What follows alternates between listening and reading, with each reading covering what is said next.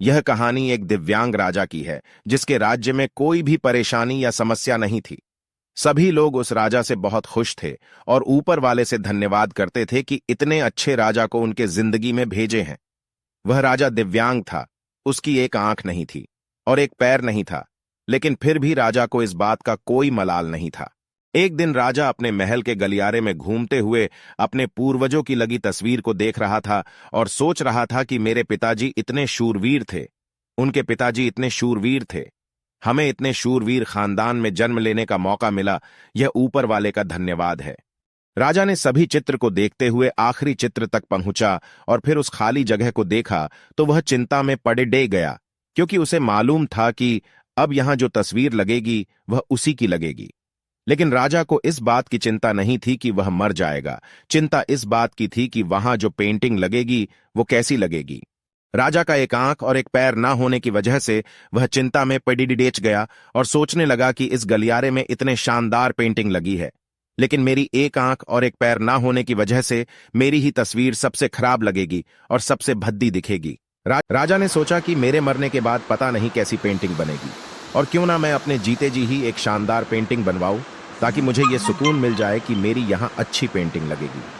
अब उस राज्य में ऐलान करवा दिया गया और सभी पेंटर्स को बुलाया गया और कहा गया कि जो भी पेंटर राजा का शानदार पेंटिंग बनाएगा उसे शानदार इनाम मिलेगा। अब सभी पेंटर राज्य में आए और उन पेंटर को पता था कि अगर शानदार पेंटिंग बनेगा तो शानदार इनाम तो मिलेगा, लेकिन जिस राजा का एक आंख नहीं है, एक पैर नहीं है, उसका शानदार पेंटिंग कैसे बनेगा। पेंटर सोच रहे थे कि इनाम का तो पता नहीं, लेकिन अगर शानदार पेंटिंग नहीं बानी और राजा गुस्सा हो गया तो सजा मिलेगी, इसीलिए बड़े बड़े चित्रकार भी आगे नहीं।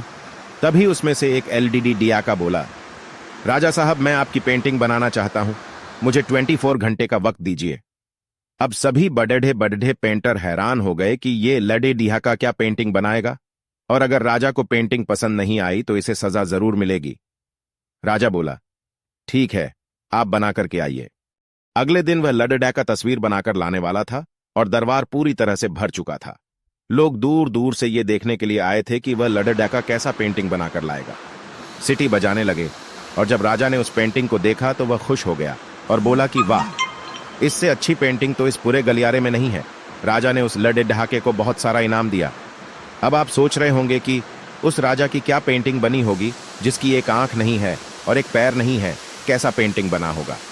उस तस्वीर में लडे ढाके ने उस राजा को एक घोड़े पर सवार किया था। एक साइड से उस राजा का एक पैर दिख रहा था और राजा तीरंदाजी करते हुए निशाना लगा रहा था, और निशाना लगाते वक्त एक आंख बंद हो जाती है और उस लडे ढाके ने उस राजा की वही आंख बंद की थी जो राजा के पास नहीं थी। इस तरह से उस लडे ढाके ने राजा को निशाना लगते हुए घोड़े के ऊपर सवार दिखाया, जिससे एक आंख बंद और एक ही पैर दिखाया, और इतना शानदार पेंटिंग बनाया था कि वह अब तक की सबसे सर्वश्रेष्ठ पेंटिंग थी।